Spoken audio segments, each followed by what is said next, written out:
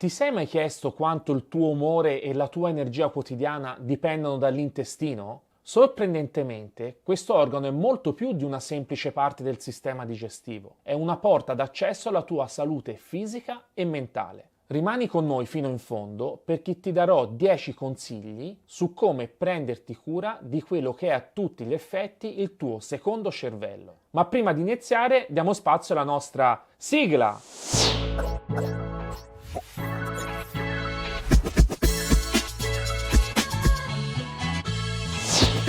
Ciao a tutti, io sono Valerio Buongiorno, medico odontoiatra e ti do il benvenuto sul nostro canale che tratta di sane abitudini, medicina e odontoiatria in parole semplici. Se ti piacciono questi contenuti e non te li vuoi perdere, iscriviti al canale e clicca la campanellina.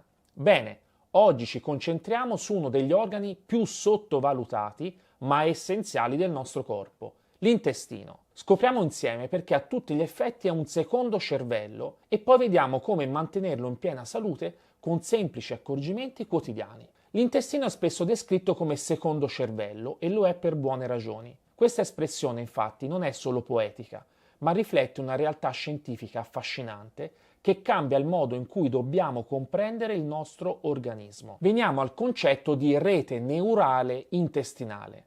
All'interno dell'intestino esiste una rete molto complessa formata da oltre 100 milioni di neuroni che costituiscono il sistema nervoso enterico, SNE.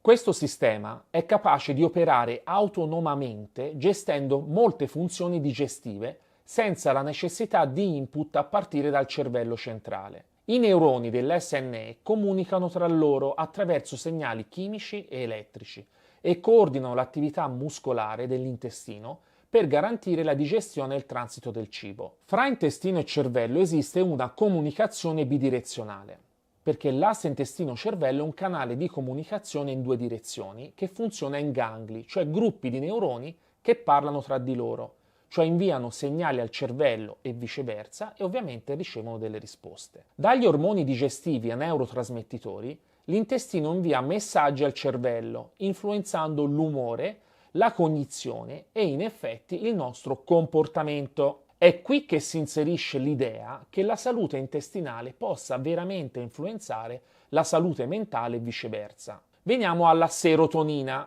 cioè il legame tra emozioni e intestino. Come abbiamo accennato in altri video sull'intestino, che ti linko qua sotto in descrizione, circa il 90% della serotonina, che è considerata l'ormone della felicità, viene prodotta proprio nell'intestino.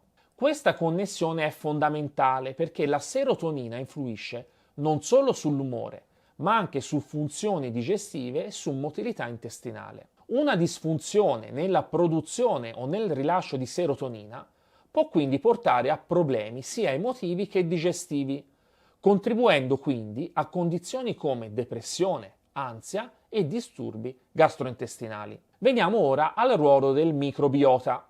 Il microbiota intestinale gioca un ruolo cruciale in questa relazione, perché i batteri intestinali producono metaboliti e sostanze chimiche che possono influenzare la produzione di neurotrasmettitori come la serotonina. Quindi capisci bene che un microbiota equilibrato e sano supporta non solo la digestione, ma contribuisce anche a un buono stato emotivo, creando quindi un circolo virtuoso. Veniamo ora allo stress e alla salute intestinale, perché stress e ansia possono influenzare la funzione dell'intestino e viceversa. Quindi un intestino irritato può inviare segnali di disagio al cervello.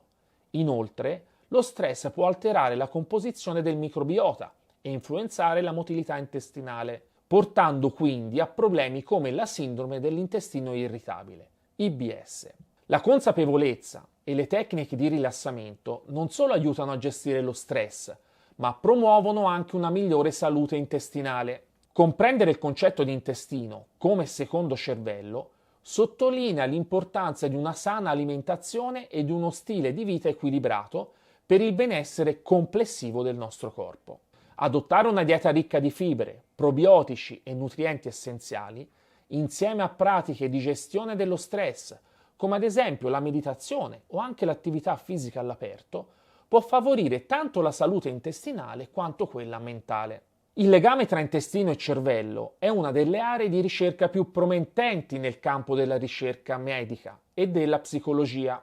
Man mano che approfondiamo queste connessioni, diventa chiaro sempre di più quanto sia fondamentale trattare l'intestino non solo come un organo digestivo, ma quanto, più che altro, e stampatelo bene in testa, un attore chiave della nostra salute generale. Veniamo ora ai 10 rimedi pratici per il benessere dell'intestino più un piccolo bonus.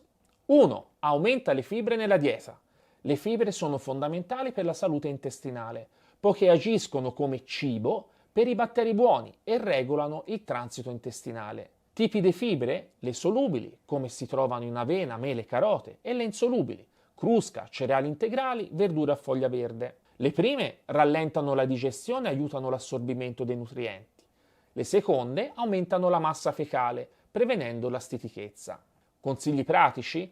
Inizia la giornata magari con un po' di fiocchi d'avena integrale o pane integrale. Aggiungi semi di lino ai tuoi pasti e includi almeno 5 porzioni di frutta e verdura al giorno. Secondo consiglio, introduci probiotici e alimenti fermentati. I probiotici supportano il microbiota intestinale, migliorando la digestione e rafforzando il sistema immunitario. Fonti di probiotici? Lo yogurt naturale, il kefir, il kimchi, il tempeh, crauti non pastorizzati. Consigli pratici? Integra nella tua dieta una porzione giornaliera di alimenti fermentati e, se necessario, valuta magari un integratore di probiotici, consultando ovviamente un professionista, medico o di nutrizione, per scegliere il ceppo più adatto alle tue esigenze. Mi vengono in mente subito, ad esempio, i lactobacilli o il bifidobacterium. Terzo consiglio, idratati adeguatamente. L'acqua è essenziale per ammorbidire le feci e favorire il transito intestinale. Quanta acqua bere? La quantità varia, ma generalmente si consiglia di bere almeno 1,5 litri, 2 litri al giorno. In caso di attività fisica intensa o clima caldo è ovvio che questo apporto deve aumentare. Consigli pratici? Porta sempre con te una borraccia, utilizza magari app per monitorare l'assunzione di acqua e arricchisci il sapore di questa con fettine di limone o foglie di menta per renderla più piacevole e per bere di più. Consiglio numero 4. Pratica una regolare attività fisica. L'esercizio fisico stimola la motilità intestinale e riduce lo stress, migliorando la salute complessiva dell'apparato digerente, ma in realtà di tutto il corpo. Alcune attività consigliate? Lo yoga, ad esempio la posizione del bambino per alleviare il gonfiore, passeggiate di 30 minuti al giorno, esercizi aerobici leggeri. Consigli pratici? Dedica almeno 150 minuti alla settimana a un'attività fisica moderata. Dopo un pasto, prova una breve passeggiata per stimolare la digestione. Ne sentirai subito benefici. Consiglio numero 5. Riduci lo stress. Lo stress può alterare la composizione del microbiota e provocare disturbi come ad esempio la sindrome dell'intestino irritabile. Strategie antistress? Ad esempio la meditazione mindfulness, tecniche di respirazione, ad esempio il metodo 4-7-8. Ascolto di musica rilassante o magari dei bei bagni caldi con oli essenziali. Consigli pratici? Dedica 10 minuti al giorno alla meditazione guidata. Trova un hobby che ti rilassi, che ti faccia star bene, come ad esempio il giardinaggio o il disegno. Consiglio numero 6. Fai attenzione alle intolleranze alimentari. Le intolleranze come quella al glutine, al lattosio o a altri cibi possono causare infiammazioni e fastidi intestinali o addirittura manifestazioni più grave. Come identificarle? Tieni un diario alimentare per notare eventuali sintomi come gonfiore o crampi addominali dopo pasti specifici. Consulta un professionista per dei test allergologici o esami specifici. Sostituisci alimenti problematici con alternative, ad esempio latte senza lattosio o pane senza glutine. Consiglio numero 7. Mantieni ritmi regolari. L'intestino segue un ritmo circadiano che influenza la digestione. Orari regolari per i pasti e il sonno migliorano la salute intestinale. Consiglio pratico? Pianifica i pasti a intervalli regolari e non saltare la colazione, che riattiva l'intestino. Vai a dormire e svegliati sempre alla stessa ora per stabilizzare il tuo ritmo biologico. Consiglio numero 8. Limita gli alimenti processati. Se ci segui da tempo sul nostro canale, saprai che i cibi ricchi di zuccheri raffinati, additivi e grassi trans possono alterare il microbiota, aumentando il rischio di infiammazione. Cibi da evitare? Bevande zuccherate, snack confezionati, carni lavorate, salumi o wurstel. Consigli pratici? Prepara i pasti in casa usando ingredienti freschi. Sostituisci gli snack industriali con frutta secca o magari bastoncini di verdure. Consiglio numero 9. Introduci alimenti antinfiammatori.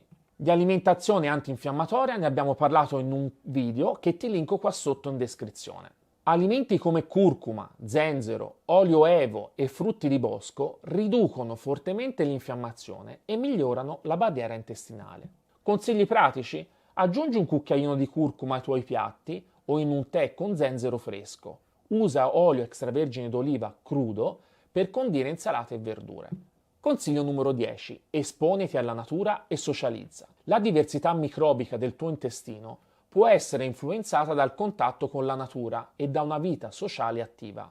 Passa almeno 30 minuti al giorno all'aperto, magari in un parco o in campagna. Coltiva relazioni sociali positive con le persone che ti fanno star bene, perché queste abbassano i livelli di stress e supportano il benessere intestinale. Arriva ora il bonus. Ricorda bene che i consigli che trovi nei nostri video sono di carattere generale. Nessuno meglio del tuo medico di base ti conosce e se hai problemi al tuo intestino non esitare a rivolgerti a un bravo medico gastroenterologo che saprà farti diagnosi e prescriverti la migliore terapia. Prenderti cura del tuo intestino significa prenderti cura di te stesso. Ogni piccolo cambiamento che fai oggi nel tuo stile di vita può tradursi in una migliore qualità della vita domani. Se hai trovato utili questi consigli, lascia un commento qui sotto con le tue esperienze o alcune domande se vuoi approfondire l'argomento. Mi raccomando, iscriviti al canale per supportarci e permetterci di continuare il nostro viaggio nella salute in parole semplici. Alla prossima con tante altre informazioni utili su salute e benessere. Ciao!